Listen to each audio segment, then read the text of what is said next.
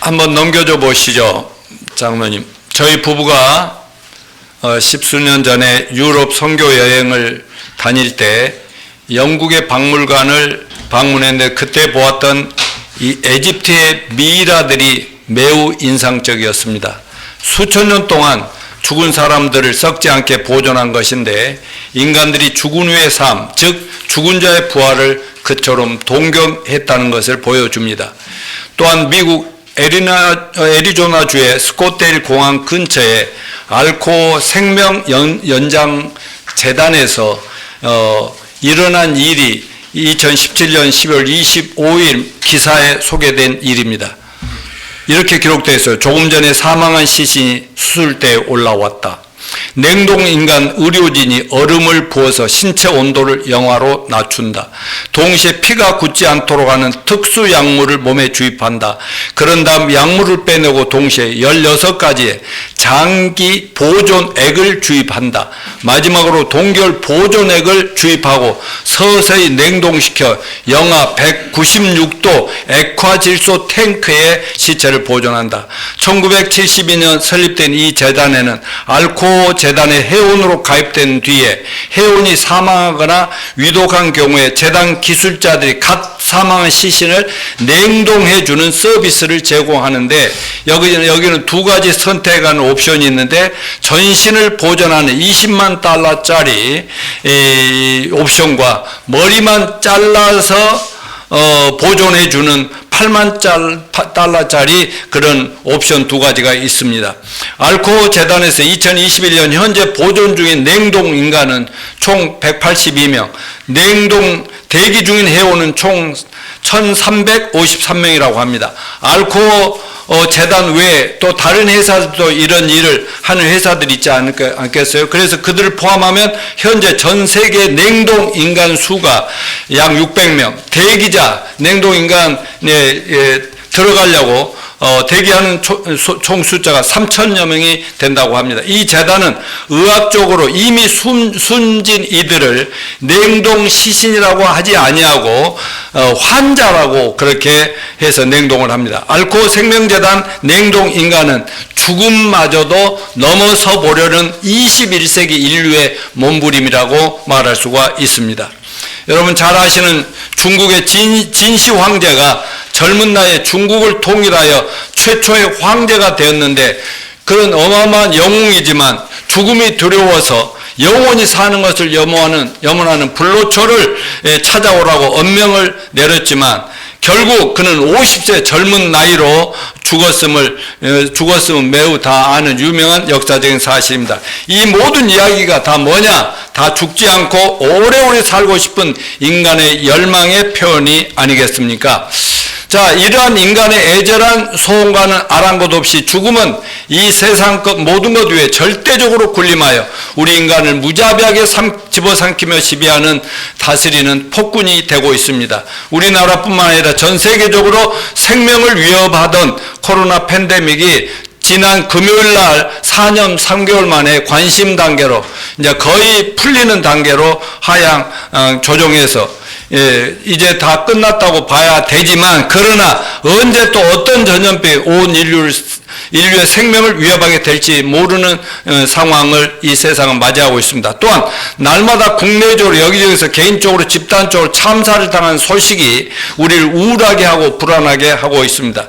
최근에 각종 테러, 폭력, 각종 폭발, 충돌 사고와 재난, 신종병균과 질병, 지진, 핵무기 발사, 지구온난화, 미세먼지, 황사기후 위기 등등 인류의 생명을 지금 위협하고 있습니다. 무엇보다 하마스의 이스라엘 침략으로 시작된 중동전의 위협이 드디어 이란이 참여하면 중동 전체 전쟁이 될 수도 있다 했는데 이란이 드디어 이스라엘의 핵무기를 쏘아붙였고 또 이스라엘은 또 거기에 또 반격하면서 정말 이러다가 정말 그 세계 3차 대전 마지막 종말을 알리는 중동전이 이루어질 거 아니냐 그런 염려가 많은데 그래도 미국이 막 그 개입도 하면서 어떻게든지 억누르고 뭐 그랬습니다. 그런데 만약에 지금이 예수님 재림과 성경의 연대 인류 종말의 때라고 하면 이거는 막 확장이 될 수밖에, 아무리 사람들이 말려도 안 됩니다. 그러나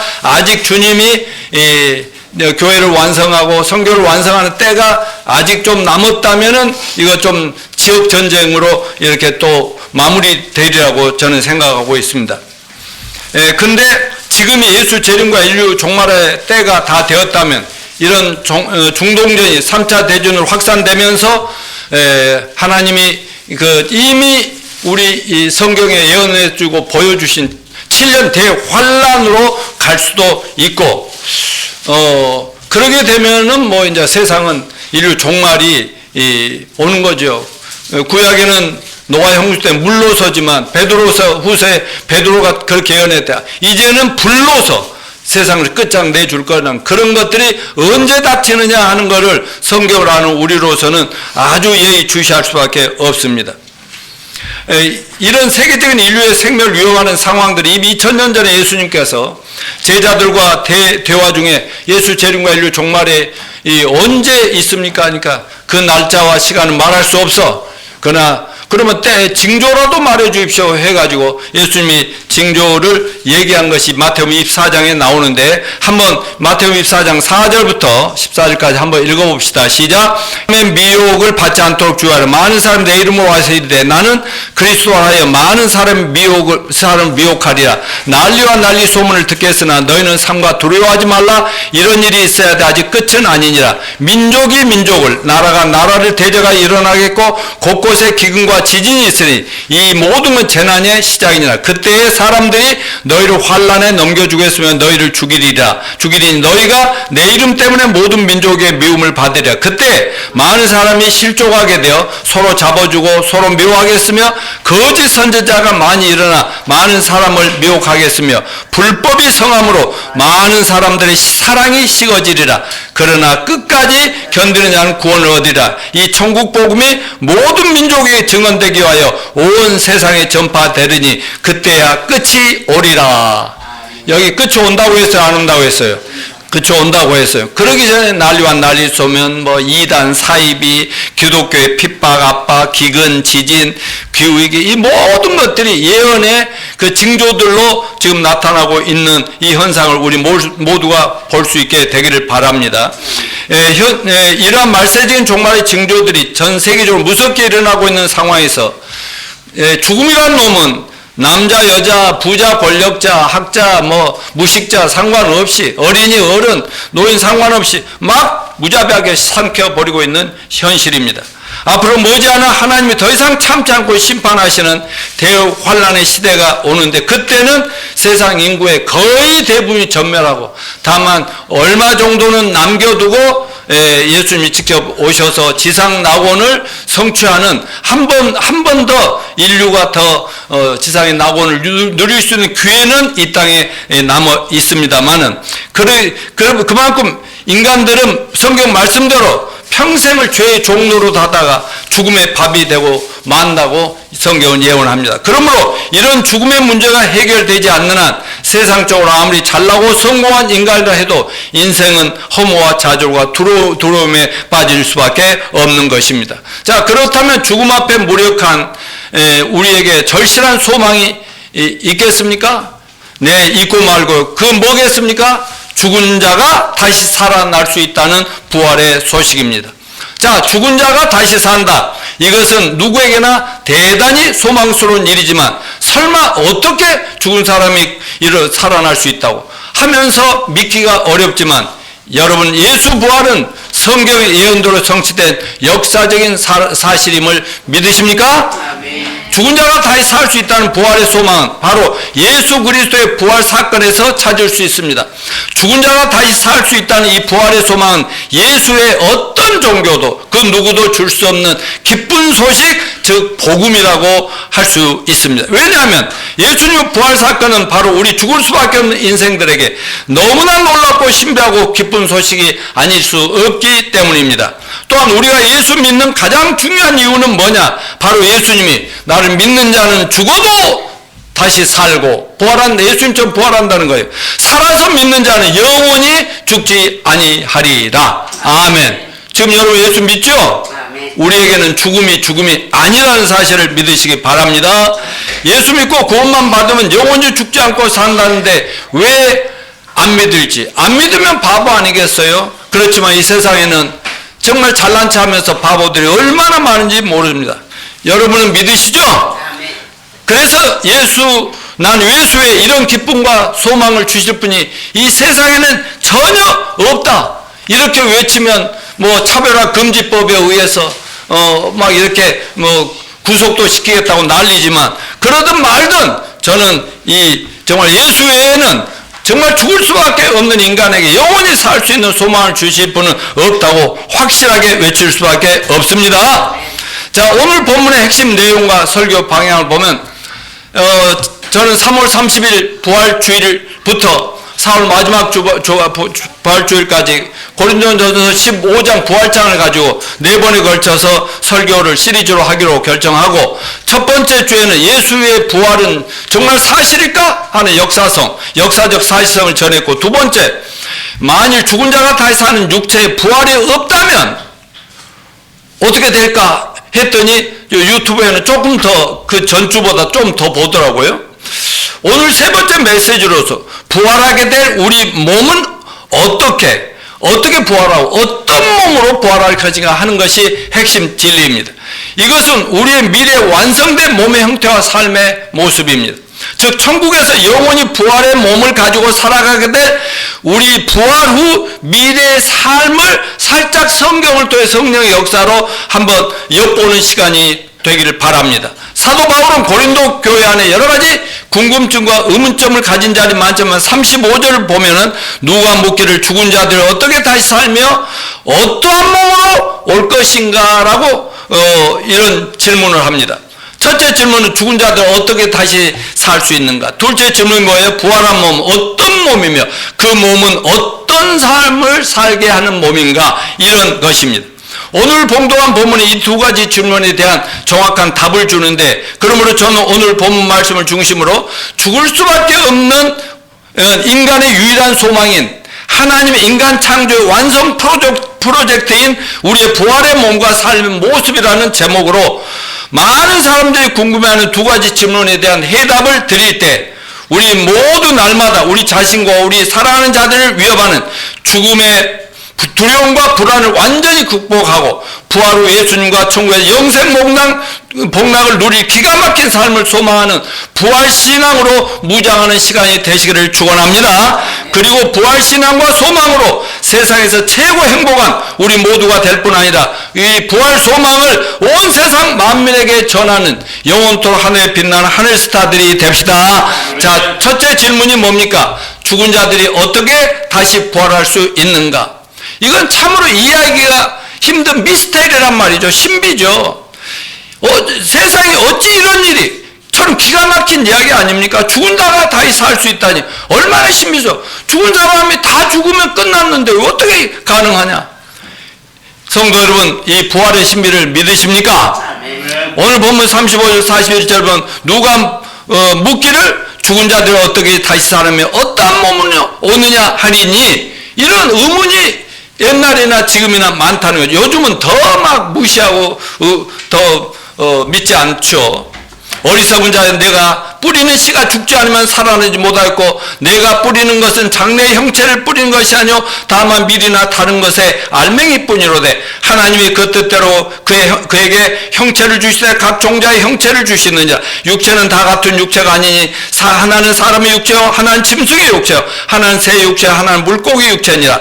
하늘에 속한 형체도 있고 땅에 속한 형체도 있으나 하늘에 속한 것의 영광이 따로 있고 땅에 속한 것의 영광이 따로 있으니 해의 영광이 다르고 달의 영광이 다르며 별의 영광도 다른데 별과 별의 영광도 다르니라. 자, 사도 바울은 부활 후의 몸의 신비를 자연 법칙을 통해서 설명을 하고 있어요. 여러분 땅에다가 조그만 씨앗을 뿌리잖아요. 근데 나중에 얼마 지나고 보면 거기서 뭐 이상한 거 씨로서는 도저히 상상할 수 없었던 이런 것들이 막 자라나서 그거 있잖아요. 그런 것처럼 우리 몸도 이 썩어진 육체를 나중에는 그 영광스러운 몸으로 다시 돋아난다. 그런 식이라는 거죠. 여러분 자연법칙은 벽시 알갱이를 심으면 벼가 나오고, 오이씨 알갱이를 넣으면 오이가 나오고, 뭐 감자씨를 심으면 감자가 나오고, 호박씨를 심으면 호박씨 요만큼 심었는데 뭐 호박들이 이렇게 크고 작은데 열릴 때 얼마나 놀라워요. 그런 것처럼 우리 인간 모두가 그런 식으로 부활한다고 이렇게 설명을 쫙 하고 있지 않습니까? 또한 부활한 우리 모습은 하늘에 떠있는 해와 달과 셀 수 있는 각종 별들의 영광의 빛이 다르게 비추듯이 부활 후에 우리 몸들도 별들도 다 똑같아 보이지만 그 전부가 다르다는 거야. 일일이 개인적으로 보면은. 그런 것처럼 우리가 부활한 몸도 다 똑같을 것 같지만 부활한 몸은 같은데 다 다른 특징이 있다는 거예요. 이 세상에서도 똑같은 인간 하나도 없잖아요. 지문도 다 다르잖아요. 그런 것처럼 부활해서도 서로 다 알아볼 수 있다는 거죠. 여러분 천국에 가면 베드로가 있어요 없어요? 모세가 있어요 없어요? 아브라함이 있어요 없어요? 요셉이 있어요? 다 그들이 이제 지금은 영의 몸이지만 부활하면 그때 그렇게 알아볼 수 있다는 거죠. 자, 우리가 부활하면서 천국에 가서 살면 김민석 목사님 알아볼 수 있을까요 없을까요? 이선자 모치면 알아볼 수 있고요. 다 여기 알아볼 수 있어요. 우리 로빈이 소윤이도 천국 가면은요, 부활하면요, 다 알아봐요. 근데 저 모습이 아니에요.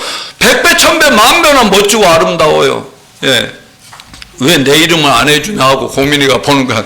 공민이도 부활하면 다 볼 수 있어요. 부활한 육체는 무덤에 묻힌 우리 육체의 기반을 두되 하늘의 영광스러운 몸의 형체로 변화된다는 이 사실을 믿으십니까? 자, 그러면 여러분 이 부활과 소생의 차이를 좀 알아야 됩니다. 부활 후에 몸을 더 잘 정확하게 이해하기 위해서 소생과 부활의 차이를 알아야 되는데 어떤 그 의학 박사님을 소개합니다. 희귀한 세균성 수막염으로 생존율 10%의 뇌사 상태. 이 병에 걸리면 10%밖에 살 수가 없어요. 회복시킬 수 없어요. 거의 다 죽는다는 거예요. 근데 뇌사 상태로 7일 만에 죽음을 체험하고 살아 돌아온 하버드 대학 신경외과 의사가 사후 세계를 증명한 나는 천국을 보았다. Proof of Heaven. 자기가 경험한 걸 내가 증명을 하겠다. 이렇게 얘기하는 저서의 저자 이분 알렉산더 박사가 있습니다. 이분은 듀크 대학이라는 유명한 대학에서 의학 박사 학위를 받고 하버드 메디컬 스쿨, 하버드 의대에서 의사와 교수로 근무했습니다. 과학 학술지에 150여 편이 넘는 논문을 게재했고 국제의학 컨퍼런스에서 200개 이상 연구 발표를 하는 등 우리 사위가 큰 사위가 요즘 늘 컨퍼런스에 참여하고 논문도 하고 학술지에 막 실리는 것처럼 이제 더 많이 알리겠죠. 이제 사업이 본격화되면. 그래도 이분 알렉산더 박사는 뇌와 의식의 작용에 관한 뛰어난 업적을 쌓은 세계적인 뇌의학 권위자이자 신경외과 전문의였습니다.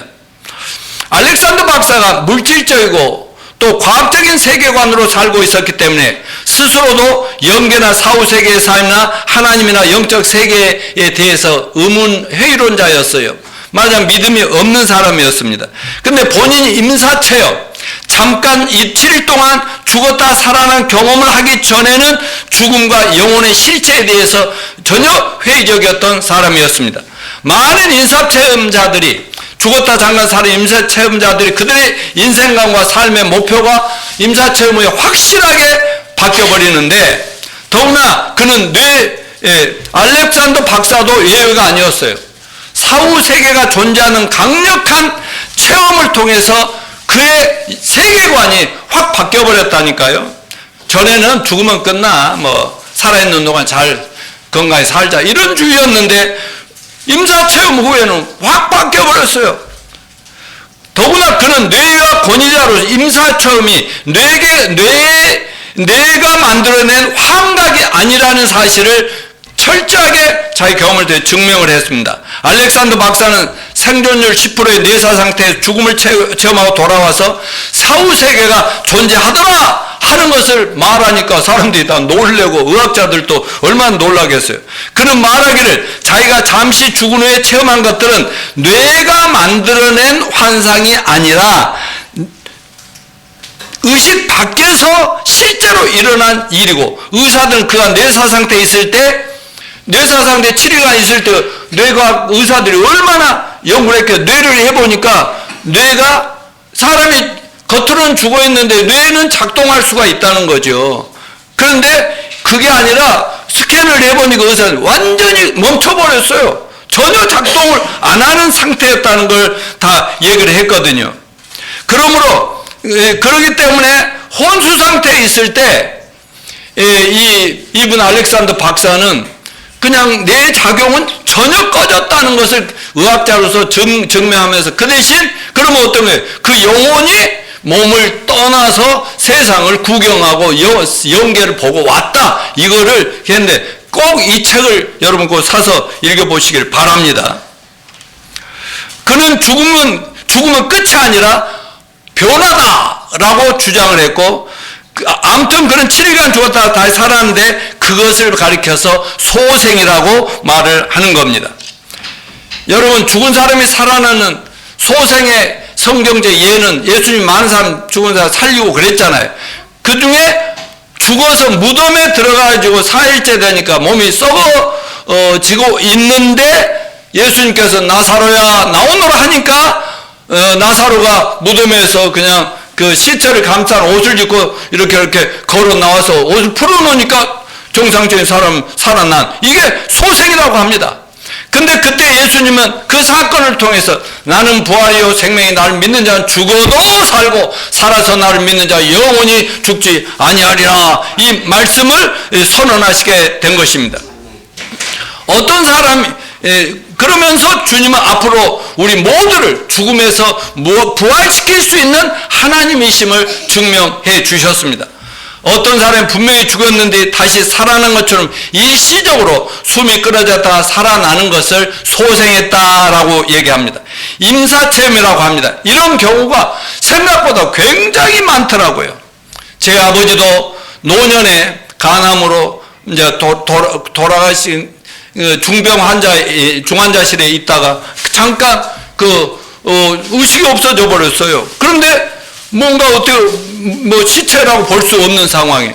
근데 며칠 만에 짠 일어나가지고 막 정말 우리 아버지는 살 수 없는 신기한 그런 체험을 하고 와서 전도를 하고 막 이런 것들을 그러다가 이제 천국에 확실히 가신 것을 봤습니다. 그런데 제가 오랫동안 조사들을 해보니까 임사 체험자들이 굉장히 많고, 그들이 체험하면 꼭 가만히 있지를 못할, 그 중에는 목사들도 있고 하는데요. 어떤 책들은 좀 막 오바되고 막 좀 과장되고 성경하고 안 맞는 얘기도 있지만은, 아무튼 정말 그걸 써가지고 역사관 신앙이 완전히 달라진 사람들이 너무너무 책들도 많더라니까요. 제가 그 중에 하나 여러분에게 추천하는 것은 세네카 소디가 쓴 내가 가본 천국이라는 책인데, 이거는 어떤 목사님하고 어떤 장로님 성도 한 분이 돌아가셨어요. 근데 돌아가셨는데 40일 동안은 그분이 또 와요. 밤마다 와요. 그래가지고 그 목사님은 그분을 기다려야 돼요. 그걸 다 적어야 돼요. 그런 것을 제가 그 전체를 몇 번 읽어봤는데 정말 성경하고 너무 비슷해가지고 나는 이 책을 막 세상에 많이 홍보도 하고 했는데, 그 인터넷 서점에 책이 절판이어서 없어요. 영어 책인데 번역한 거예요. 저는 그것을 인터넷에 이제 보관하고 있기 때문에 그 책을 만들어서 나눠도 주고 했는데, 필요하면 나중에 여러분에게 파일로도 드릴 수가 있습니다. 아무튼 소생은 죽었다가 일시적으로 살아나는 것인데, 그런 나중에 또 죽잖아요. 그렇지만 우리가 지금 계속 논의하고 있는 부활이라는 것은 잠깐 죽었다가 살아났다가 또 죽는 그런 것이 아니고 한 번 부활하면 예수님처럼 영원히 사는 영생을 의미한 걸 기억하시기 바랍니다. 그러나 여러분, 예수님은 소생이에요? 부활이에요? 부활입니다. 나사로를 부활시킨 후에 나는 부활이요 생명이니 나를 믿는 자는 죽어도 살고 나를 믿는 자는 영원히 죽지 아니하리라, 이렇게 말씀하신 부활이시고 생명의 근원이시고 죽은 자도 살리시는 창조주 하나님이십니다. 예수님 먼저 우리가 당할 죽음을 직접 체험하셨고 사흘 만에 부활하셔 하늘로 승천하셔서 지금도 살아 계십니다. 천국에서 나이 먹어요, 안 먹어요? 나이 같으면 절대 안 먹습니다. 근데 여러분, 예수님 무덤에서 부활하셔 제자들 앞에 나타나셨을 때 제자들이 얼마나 기가 막히고 코가 막히고 기절할 지경이었겠습니까? 그런데 주님이 소생한 것이 아니라 부활하셔서 40일 동안 수시로 제자들의 개인적으로 나타나시고 또 그룹 속에 나타나셔서 구체적으로 부활의 몸을 보여주시면서 내가 부활한 걸 보았으니 나를 믿는 자는 누구나 다 나처럼 부활하여 영생을 누릴 것이라는 이 부활의 복음을 내가 이 세상에 다시 재림할 때까지 너희들은 온 세상에 알려서 부활에 참여하도록 하라는 사명을 주셨습니다. 내가 이 세상에 사람의 모습으로 와서 십자가에서 죽고 부활한 것이 바로 너희들과 온 세상 타락한 인간들 죄와 사망으로부터 구원하기 위해서가 아니냐. 이제 그것을 내가 다 이룬 것을 너희들 직접 봤지 않냐? 죽은 것도 봤고 무덤에 들어간 것도 봤고 살아난 것도 봤지 않느냐? 그러면 빨리 알려서 한 사람이라도 살려서 내가 이 세상에 와서 죽고 부활한 그 보람이 있도록 해주는 게 나를 믿고 따르는 제자들의 할 일이 아니냐, 이렇게 선포하셨습니다. 그러기에 제자들은 그 부활의 주님을 목격한 후에 기절한 것이 아니라 또 도망간 것이 아니라 그때부터는 목숨을 걸고 순교를 각오하면서 이 부활의 복음을 전해서 저와 여러분 여기까지 복음이 도달한 걸 하나님 앞에 감사 찬양합시다. 어떤 종교도 부활을 얘기하지 않습니다. 어느 누구도 부활을 보증하지 않았습니다. 어떤 종교의 창시자도 죽었다가 다시 지금까지 살아있다는 사람이 없다니까요.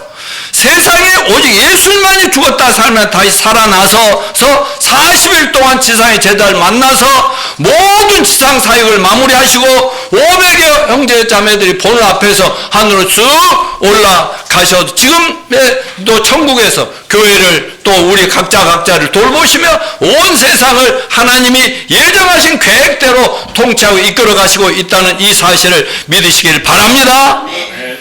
여러분, 성경은 우리의 신앙의 교과서이고 또 하나님 말씀인 진리입니다. 이 성경이 속에서 성경의 주인공이 예수님이고 그 성경에서 예수님이 부활하고 살아나셨다는 것을 이렇게 많이 증명하고 있는데 우리가 믿지 않을 이유가 없는 거 아니겠습니까? 사랑하는 형제 자매 여러분, 예수님은 부활의 첫 열매라고 하셨습니다. 어떤 나무에 과일의 열매가 하나 맺히면 그 다음에 열매가 계속 맺힌 거 아니겠습니까? 저희는 첫 번째 부활에 참여하기 위해서, 첫째 부활에 참여하기 위해서 주님의 재림을 기다리고 있는 것입니다. 우리가 살아서 예수님을 재림을 만나든 우리가 믿음으로 살다가 무덤 속에 지금 많이 예수님 제자들이고 2000년 동안 예수 잘 믿고 복음 전하다 죽은 사람들이 얼마나 많습니까? 저희가 어떤 상황에 있든지 간에 예수님 오시면 산처럼 부활할 것이고 아니면 죽은 무덤에 있었으면 무덤에서 다시 부활해서 예수님 몸과 똑같이 부활할 줄로 믿습니다. 자, 두 번째 질문은 뭡니까? 우리 몸이 어떤 형태로 변화될까? 35절에 부활의 몸은 어떤 것인가? 이런 의문은 너무나 예수님의 부활만이 아니라 미래 우리가 경험하게 될 부활도 너무나 신비하고 정말 기대가 되니까 쉽게 믿어질 수 없으니까 의문이 많이 들 수밖에 없죠. 예수님 부활이 믿어지는 것이나 우리가 죽어도 다시 살 수 있다는 부활을 믿을 수 있다는 것, 믿어진다는 게 하나님의 은혜입니다. 하나님의 엄청난 축복입니다. 하나님의 선물이라는 것을 믿으십시다. 죽은 후 내세와 부활이 있다고 믿자, 그냥 믿어주자. 그게 아니라 진짜로 믿어져 버리니까 이게 축복이라는 거 아닙니까? 아니 그렇게 오래도록 성경 읽고 설교 들어도 절대로 믿어지지 않던 부활의 진리가 어느 날 죄산 받고 구원 받은 순간 믿어져 버리더라니까요. 그때가 바로 살아계신 예수님을 만난 때요, 성령님이 임하신 때임을 여러분 기억하시길 바랍니다. 이것이 거듭남의 기적입니다. 그런데 우리가 부활한 몸을 이해하기 위해서는 부활의 첫 열매인 예수 그리스도의 부활의 몸을 먼저 이해해야 합니다. 성경에 보면 예수님 부활하셔가지고 어떤 모습을 보여줬는가가 많이 나와 있는데, 그러면 그것을 잘 이해하면 우리 몸도 저렇게 부활해서 저렇게 생활하겠구나 하는 걸 이해할 수 있죠. 요한일서 3장 2절, 1서 3장 2절 같이 읽어볼까요? 시작. 사랑하는 자들아, 우리가 지금은 하나님의 자녀라. 장래 어떻게 될 것은 아직 나타나지 아니하였으나 그가 나타내심이 되면 우리가 그와 같을 줄 아는 것은 그의 계신 그대로 볼 것을 인함이니, 주를 향하여 이 소망을 가진 자마다 그의 깨끗하심과 같이 자기를 깨끗게 하시느니라. 자, 여러분, 예수님이 나타나심이 되면 우리가 누구와 같아진다고요? 예수님과 똑같아질 것이라고 그렇게 여기 말씀하고 있잖아요. 그래서 우리 모두는 예수님 몸처럼 완전히 부활해서 하늘도 날아갈 수 있고 말이죠. 또 이렇게 썩어지지 않은 몸, 이런 몸으로 부활한다는 거 정말 여러분 믿어지십니까? 이 선생 모처럼 믿으십시오. 예? 자, 그럼 성경에 기록된 예수 그리스도 부활 후에 변화된 모습, 이게 우리 미래 부활한 몸을 가지고 사는 삶의 모습을 살짝 엿보자고. 자, 첫째, 주님은 순식간에 제자들 앞에 나타날 수도 있고 순식간에 사라져 버릴 수 있다고. 이렇게 했는데 누가 문도 안 열었는데 쑥 나타나서 보여준다. 그리고 쑥 사라질 수도 있다. 우리들도 그렇게 된다. 두 번째, 그분은 벽을 통과해 들어올 수도 있고 나갈 수도 있다. 그분은 생선구이도 음식을 사람들과 함께 하심. 부활 후, 예수님 부활 후 제자들과 생선 잡수신 거 기록에 보셨죠? 자, 누가복음 24장 42, 43은 뭐라고 그랬어요? 이르시되 여기 무슨 먹을 것이 있느냐 하시니 이에 구운 생선 한 토막을 드리니 받으라 그 앞에서 잡수시더라. 여러분, 부활해도 생선 먹을 수 있다니 좋아요, 좋아요. 나는 홍어 먹을 수 있다고 하면 너무 좋을 것 같아요.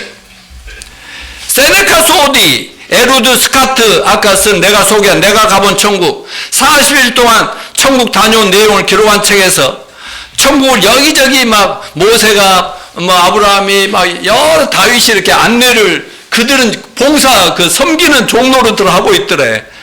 근데 이제 또 갔다가 돌고 또 돌아와서 저녁에 딱 기다리고 있으면, 기도하고 있으면 그걸 또 받아 또 적고 그래 놓은 책인데요.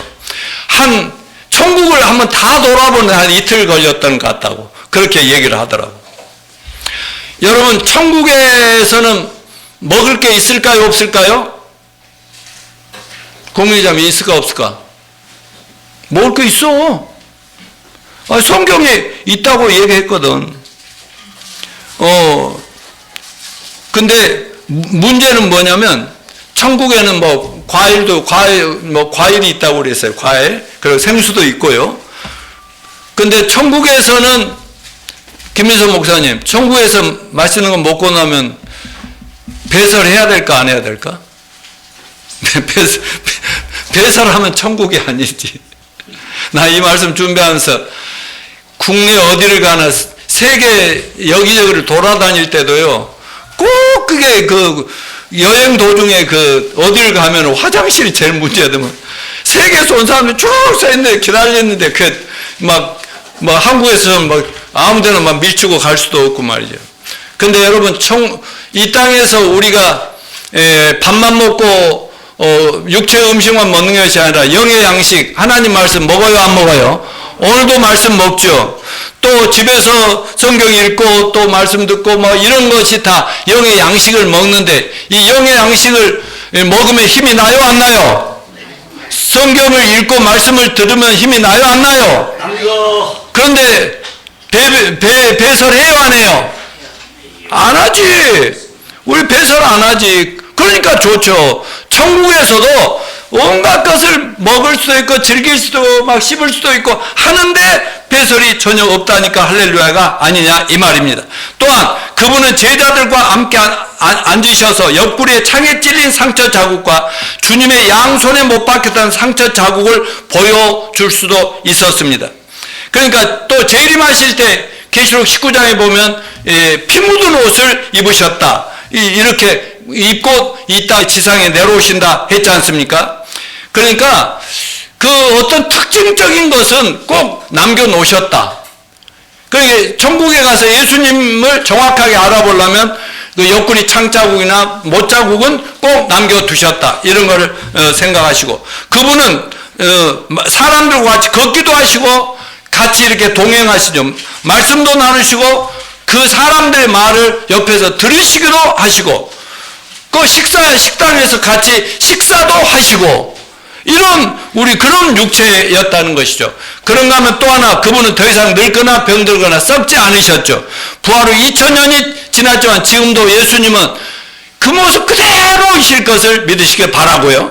또한 부활 후 하신 후에 주님은 천지 만물을 창조하신 그 전지전능하신 하나님의 신분과 위치로 다시 돌아가셨다.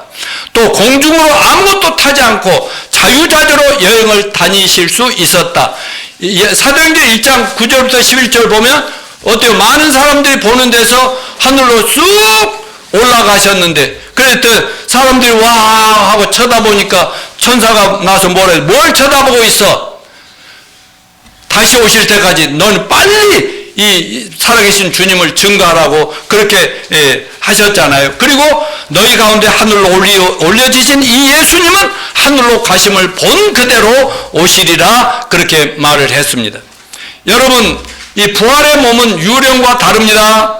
말하면 떠도는 영혼이 아닙니다. 제자들이 부활하신 예수님 보자 유령인가 하고 깜짝 놀랄 자빠질 지경인데, 그러나 예수님 말씀하셔서 내 손과 발을 보고 나인 줄 알라. 또 나를 만져보라. 영은 살과 뼈가 없으되 너희 보는 바와 같이 나는 살도 있고 뼈도 있고 다 있어. 이렇게 말씀하셨죠. 우리도 천국에서 뼈와 살이 있습니다.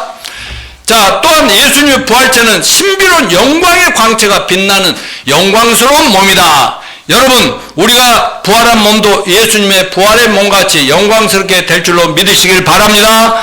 우리가 부활할 때 세상에 태어난 우리 인간으로서 완성되는 것, 흙으로 만든 불완전하고 미완성인 우리 인간이 예수님 몸처럼 완성되는 것, 그래서 구원의 완성이 되는 것. 자, 구원이라는 건 죄로부터 구원받을 때 칭의라고 하고, 좀 이제 예수 믿고 오랜 신앙생활을 해나가다 보니까 성화가 점점 예수님 닮아가고 좀 변화되어 온 건 사실이지만, 부활하면 완전 완성돼 버린 거예요. 구원이. 이걸 영화로움이다. 그냥 예수님 몸처럼 영광스럽게 되는 사실을 믿으시기 바랍니다. 이제 우리가 변화된 부활의 몸을 네 가지로 잠깐 요약해 드리겠습니다. 현재 몸과 부활의 몸의 네 가지 차이점. 자, 첫째. 자, 다 같이요. 뭐예요? 부활은 썩지 아니할 몸으로 다시 산다. 이제 42절에 썩을 것으로 심고 썩지 아니할 것으로 다시 살리라. 자, 우리 몸은 살아있는데도 썩어요, 안 썩어요? 맨날 약국에 맨날 곰발딱지 이런 거 뭐 나가지고 좋은 게 나가지고, 그게 뭐냐면 조그만 뭐 바이러스 뭐 하나 세균 하나가 침투해도 금방 막, 아니 면도 하다가 뭐 하는데 거기 그만 놔두고 잘못하면 뭐 들어가면 뭐 이렇게 되는 거 아니에요. 그러니까 썩을 몸이라 이 말이야.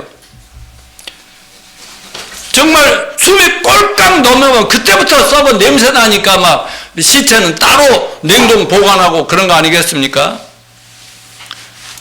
근데 이 말씀 준비할 때마다 생각나는데 참 신기한 것은, 우리 어머니는 우리들 키울 때 성경을 전혀 모르시고요, 교회도 전혀 안 나가는 분인데 어렸을 때 틈만 나시면 뭐라고 하는지 압니까? 이 썩을 놈아, 이 썩을 놈아. 그랬는데 정호영 목사님 어머니는 그 말씀 안 하시지. 고상하셔. 썩을 놈이라면 한 번도 못 들어봤지. 그 동네에서도. 그래. 그 참 우수한 성경에 약한 동네구만. 우리 부모들은 왜 맨날 성경도 뭐 이 썩을 놈아. 뭐. 성경적인 엄마였다고. 자, 두 번째, 부활은 영광스러운 몸이다. 그럼 영광스러운 몸의 반대가 뭐? 욕된 몸이다. 천한 것, 수치스러운 몸으로 땅에다 묻었는데 나중에 영광스러운 몸으로 산다. 그래서 우리는 태어나면서부터 우리 죄악을 가지고 하니까 늘 수치스럽고 창피하고 욕되고 못된 생활을 계속 하면서 살다가 병들고 늙고 병들고 죽어야 될 그런 몸인데, 부활하면은 완전히 영광, 빛만 나, 영원토록 빛이 나고 막 사람들 우러러 볼 수밖에 없는 그런 몸으로 부활한다 하는 것입니다. 그 다음에 부활의 몸은 약한 것으로 심고 뭐한 몸으로 산다? 강한 몸으로, 아주 파워풀한 몸. 지금 우리 몸은 얼마나 약합니까?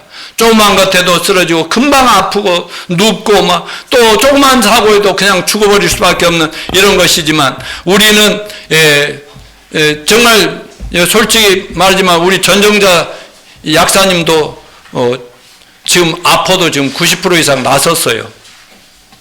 뭐 좀 감기로 좀 어려웠는데, 아니 뭐 의사들도 한의사도 뭐 약사도 다 아픈 거 아니에요? 다 또 아프고 나중에 다 죽어요. 그런데 우리가 부활한 몸은 완전히 강한 몸으로, 죽을 수 없는 몸. 그러니까 폭탄을 맞던 핵무기가 쏘아져도 전혀 상관없는 그런 몸으로 부활할 것을 감사합시다. 네 번째, 신령한 몸으로 다시 산다. 신령한 몸의 반대는 육의 몸으로 심고 신령한 몸으로 사시는 거니, 육의 몸이 있으니 신령한 몸도 있느니라. 육의 몸은 내추럴 바디인데 부모로부터 물려받은 그 바디, 정말 육의 몸이죠. 육의 몸은 늙고 병들고 썩어 문드러질 수밖에 없는 이런 몸인데 신령한 몸이다. 이거는요, 유령은 아니라고 말했어요. 사람이 예수 안 믿고 지금 죽으면 영혼만 떠서 이렇게 떠나서 이렇게 유령으로, 영혼으로 가다가 천국 가서 지옥 불문 옆에 구치소에 갇힌다니까. 근데 우리는 영혼만 가잖아요. 근데 부활의 몸은 예수님께서 부활해라 하고 일어나라 하면 전부 부활할 때는 저 예수님 몸처럼 뼈와 살도 있고요. 그런 완전한 인간인데 완전한 그 몸으로, 신령한 몸으로. 여러분, 예수님, 여호와 하나님은 영이에요? 신령한 몸이에요? 영일 뿐이죠. 뼈나 살 이런 몸뚱아리가 없으시죠. 그냥 영이죠. 그런데 예수님은 사람으로 왔다가 죽고 부활했기 때문에 몸을 가지고 계신 신령한, 그러니까 신은 신인데 완전 몸이 있는 그런 신령한 몸이다 하는 것을 기억하시기 바랍니다. 그러니까 저희도 부활하면 신적인 존재가 완전히 되는 거죠.